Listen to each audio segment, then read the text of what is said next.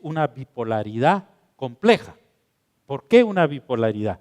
Porque fíjense que toda la campaña esta fue rara. Se basó en dos posturas antagónicas, pero el antagonismo era entre el Patriota y la UNE. Y entonces todo estuvo dominado por la figura de doña Sandra. Y como doña Sandra generaba repelentes, ¿verdad? Entonces hubo toda una ascripción antisandrismo, ¿verdad? Que lo volvieron una cosa terrible, era como un anatema. Y entonces, de toda esa energía anti, es lo que fundamentalmente se había nutrido el Patriota, a partir de una base partidaria que ellos sí tienen organización, que tienen capacidad de movilización y estructura de partido, ¿verdad? Pero todo el resto de los 36 para los 50 y pico que tenía era fundamentalmente el antisandrismo. Pero cuando desaparece esto, se cambia como el escenario, que nos hubieran sacado aquí las cortinas, los paisajes que estaban y de repente del lago de los cisnes pasamos, no sé, a la Sinventura o una cosa así. La obra se cambió y entonces nos encontramos en un escenario ya no bipolar, sino multipolar, ¿ya? Y eso cambió todo, porque la gente tendió a irse por ahí, por donde le latió, ¿verdad? Entonces yo me voy con este y ese, y es lo que hemos visto en la segunda vuelta a través de esas cosas, que sí han optado en forma diferente y eso es lo que les quiero explicar en términos de estrategia. Por ejemplo, para el Patriota, básicamente apostaron a un realineamiento por el lado del voto más conservador, ¿sí? Y eso así se explica la cuestión de Viva, ¿sí? De su alianza o con Adelita, si ustedes quieren, más que simbólica, pero es más o menos un voto conservador. Yo les diría que a diferencia de la dirigencia de Creo, el voto de Creo es un voto que va hacia el Patriota, ¿sí? No es lo que digan los líderes, porque aquí no les hacemos caso, ¿verdad? Eso ya se sabe, porque no son partidos doctrinarios, históricos, etcétera, etcétera. Aquí el líder dice una cosa, ahí bien usted la vicepresidenta, ¿verdad? Al Chile se fue con el otro. Y por el lado equivocado, dirían algunos, ¿verdad? De Creo, para decirlo claro, muy bien. Pero ahí quedó la señora con todo, dijo que esa era su decisión personal, ¿verdad? El partido, porque ni miembro del partido era, le vino guango. Ahora, lo que ha apostado al Patriota en esencia es por hacer alianzas a través de la búsqueda de ellas con los alcaldes. Si ustedes se fijan, ellos han insistido mucho más. ¿Por qué? Porque en la segunda vuelta siempre cae, y cae entre 10 y 15 puntos la presencia en las urnas, que es muy fuerte. Entonces ese es un factor profundo de distorsión. Ya se imaginan ustedes, si siguen estas aguas y este temporal el domingo de la elección, va a ser terrible. De manera que el que va a tener más chance es el que tenga mayor consolidación de su organización, ¿verdad? Porque el voto espontáneo se va a quedar en casa, ¿verdad? Entonces es una cuestión de la capacidad organizativa. Líder, por el contrario, su consolidación es una amplia alianza multipartidaria. Bienvenido quien quiera que esté, y ya lo vimos. Hizo alianzas de las más complejas y uno no se explica cómo don Arturito está ahí metido y el otro y con la otra y la gran puches, es un relajo esa cosa, ¿verdad? Pero ahí es bienvenido el que quiera, muy bien. Pero ellos verdaderamente, ¿sí? Lo que van generando, aunque no lo digan, en esa cruzada nacional, porque tiene que ponerse positivamente, es una cruzada nacional anti-PP, pero no es anti-PP, es anti-qué. A ver si les quedó lo de la charla de esta vez. ¿Contra quién realmente están? Ajá, tradicional, ¿verdad? Le ponen otro nombre, porque todos lo conocemos, ¿verdad? Y es el concepto oligárquico, pero sin duda es un proyecto populista, para ponerlo de alguna forma, frente a un proyecto de tipo oligárquico, ¿verdad? Pero yo no me gusta porque tiene muchas implicaciones de tipo ideológico. Prefiero decir que es frente a un modelo tradicional ¿sí? El otro. Pero ellos representan en alguna forma el emergente. Por eso es que todos ahí están, ¿verdad? Pero, ¿de qué depende el líder? En el fondo, no tiene la capacidad como partido, no es un partido que tenga presencia en todo el territorio nacional. ¿De quién depende? Exactamente, depende fundamentalmente de la UNE. Y como todos sabemos que la alianza UNE Gana se quebró, ¿verdad? Por los mismos problemas internos.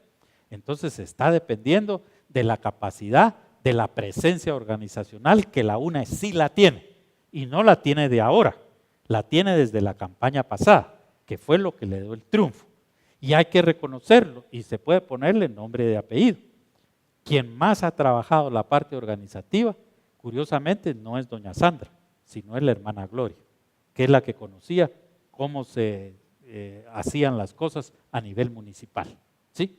Entonces, la que desarrolló esa capacidad organizativa y la siguieron es realmente la hermana doña Sandra. Bueno, ahora, ¿cuál es la mayor debilidad que tiene el patriota en esto? Es simplemente su rigidez, porque como todo partido tiene corrientes internas. Y entonces es mucho más difícil el poder actuar, el poder responder.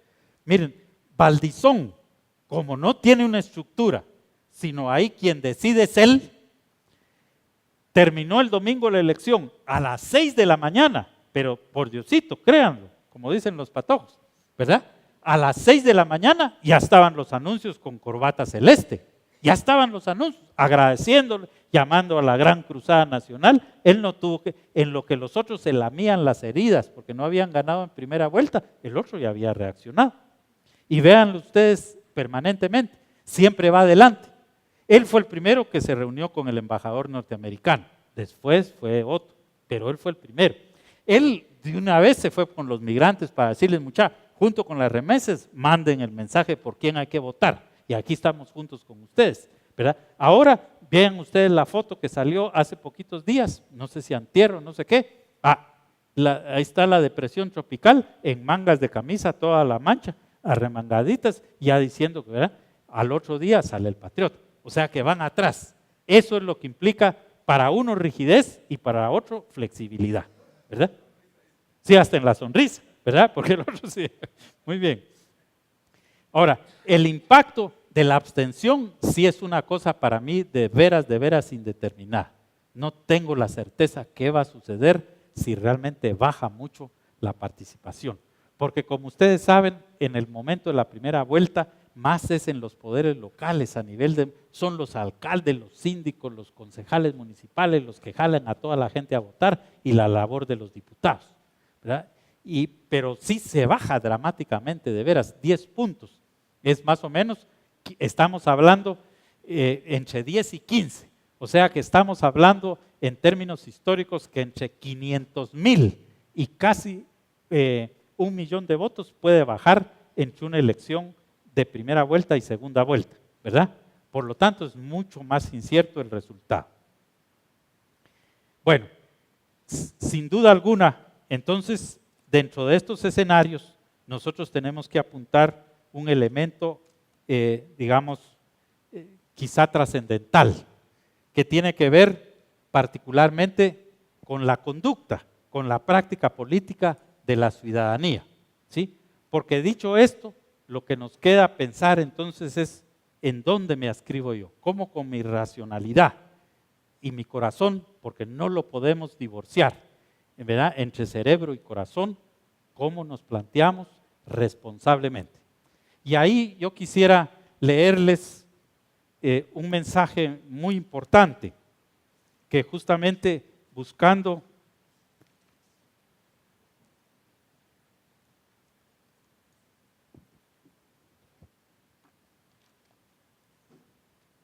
Déjenme anotarles aquí un elemento central, como para poder hacer la parte de cierre.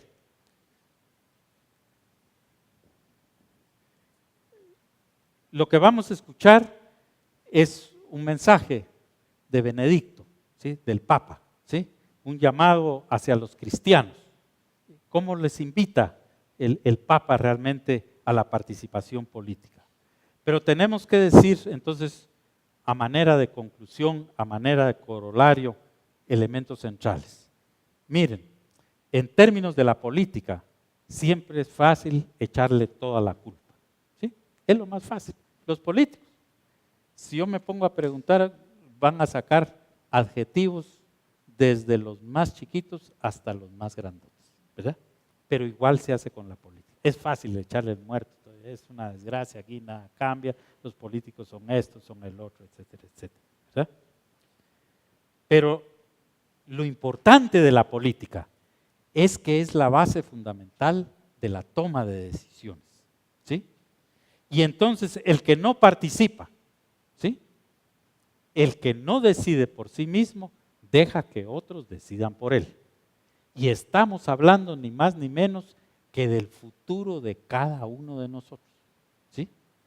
Por lo tanto, la primera responsabilidad es justamente participar, ser parte.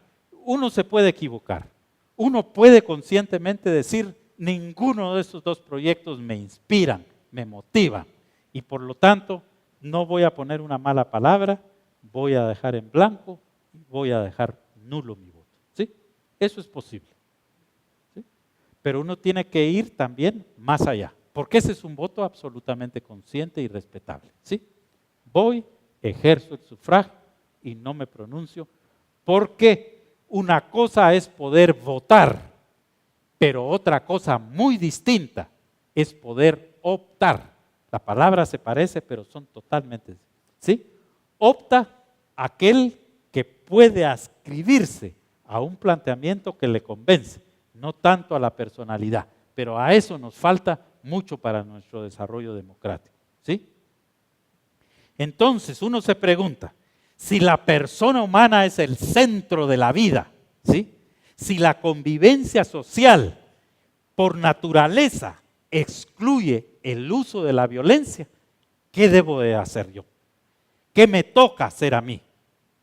Por eso las tareas de la política, sin duda alguna, son armar, organizar, modelar la convivencia social y buscar la solución de los conflictos. De a eso se ocupa.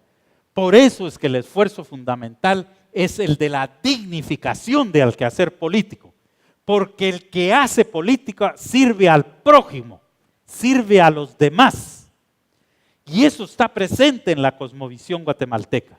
Si algo es fundamental en las comunidades, es el servicio a la comunidad. Y eso es lo que valora en el mundo indígena. La autoridad es sinónimo de servicio y quien más sirve tiene efectivamente el poder de ejercer la autoridad. Por lo tanto, las actitudes, los comportamientos y las acciones es lo que hace la diferencia en el quehacer político. Por eso es que la política está investida a su vez de una dignidad. Ya dijimos que los recursos del poder tienen una dimensión espiritual, como lo tiene cultural, como la tiene social y como la tiene económicamente.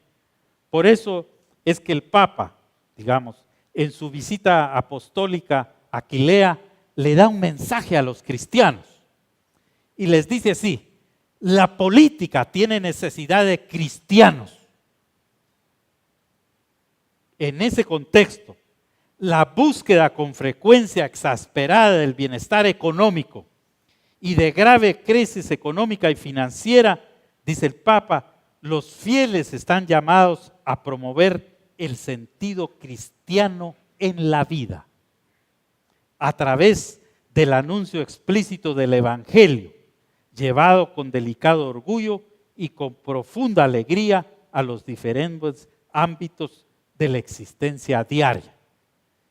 Quiero recalcar de la existencia diaria, porque no es una cuestión de emitir el sufragio cada 4 años, sino tiene que ver con el compromiso de acción y de servicio en el cotidiano. Dice el Papa, no reneguéis nada del Evangelio en el que creéis, sino más bien Vivid entre los hombres con simpatía, comunicando en vuestro mismo estilo de vida ese humanismo que hunde sus raíces en el cristianismo, buscando edificar juntos a todos los hombres de buena voluntad una ciudad más humana, más justa y solidaria. Este compromiso, dijo por último, es prácticamente importante para la crisis política actual. En este ámbito, subrayó, tiene más necesidad que nunca de ver personas, sobre todo jóvenes, capaces de edificar una vida buena a favor y al servicio de todos. Los cristianos no pueden sustraerse de este compromiso, pues si bien, miren qué maravillosa esta frase, son peregrinos hacia el cielo, viven ya aquí una anticipación de la eternidad. O sea, los cristianos tenemos un compromiso con la política. Por eso, queridas amigas y amigos, en esta jornada de reflexión, yo no puedo decirles a ustedes por quién votar. ¿Sí? ¿Saben cómo? Es una cuestión de su conciencia. Algunos elementos sí les he dejado para que cada uno en su fuero interior y siguiendo las normas de su propia conciencia pueda expresarse como un deber ciudadano, pueda expresarse con un sentido, sobre todo prospectivo. Lo que está en juego no es el pasado, no es el presente, es el futuro. Ustedes se quieren adscribir a la naturaleza de un proyecto, yo se los he tratado de explicar, ¿sí? O del otro proyecto. Pero en suma, ¿verdad? Cada quien desde el plano de su conciencia, sin duda alguna, tiene la capacidad de decidir. Y yo diría, y de poner en obra de manera racional las convicciones de su propia conciencia. Porque no se trata de emitir el sufragio y quedarnos de nuestra casa, ¿sí? Quejándonos permanentemente. Se trata de ejercer una función responsable, de auditoría social, de pedir cuentas, ¿sí? De estar presente permanentemente en todo ese proceso de construcción política. El futuro, pues, está en las manos de todas y todos y en cada uno de nosotros, para que nos expresemos libremente en esta jornada que ojalá sin lluvia nos llegue este 6 de noviembre. Ahora dejo abierto para una interacción con ustedes. ¿Tenemos micrófono para ahí?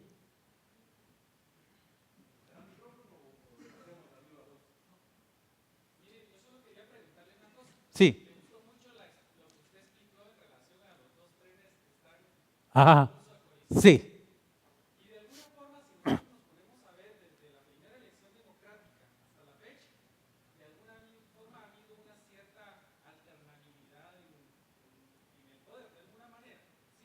Sí.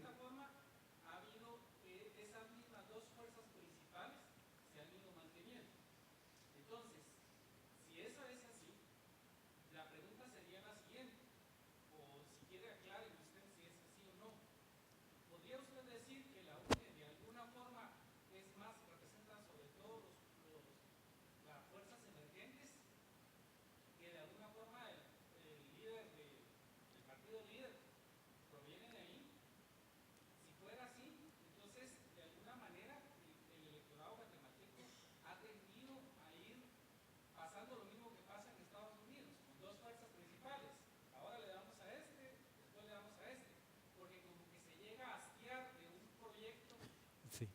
Ajá.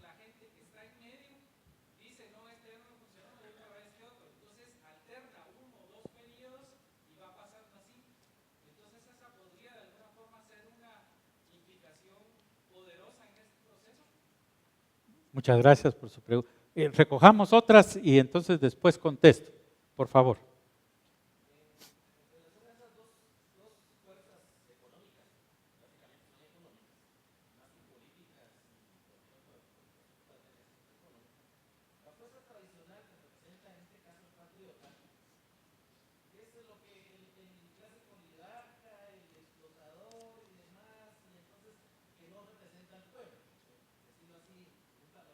Ajá.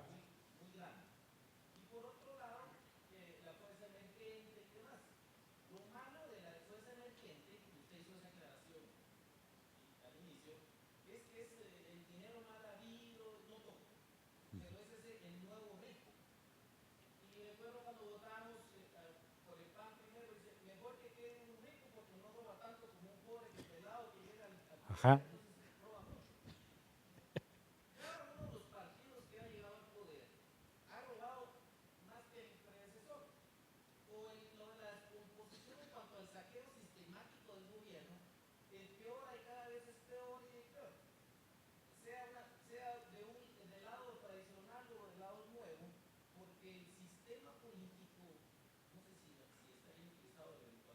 Ajá.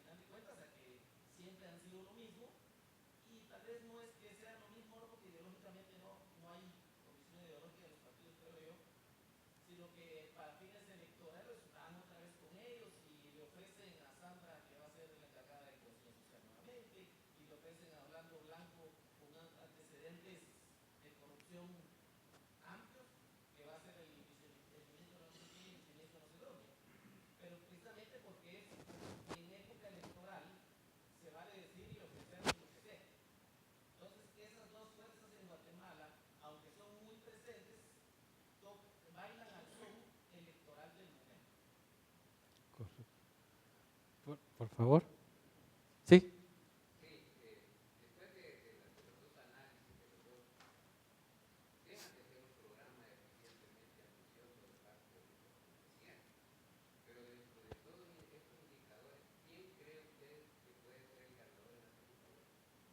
Ya.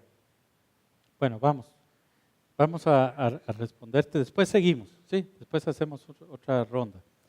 Efectivamente, como en la ruta de colisión, ¿verdad? De esas dos locomotoras y cómo se podía expresar los diferentes proyectos, ¿verdad? Entonces, tú lo que quisieras que se explicitara más es qué está detrás de cada uno de esos proyectos, ¿o no lo ves así?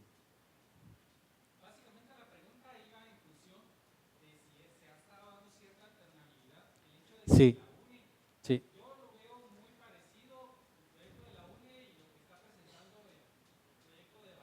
Sí, correcto. Bueno, veámoslo en general nosotros tenemos, digamos, como electores un comportamiento pendular, ¿sí?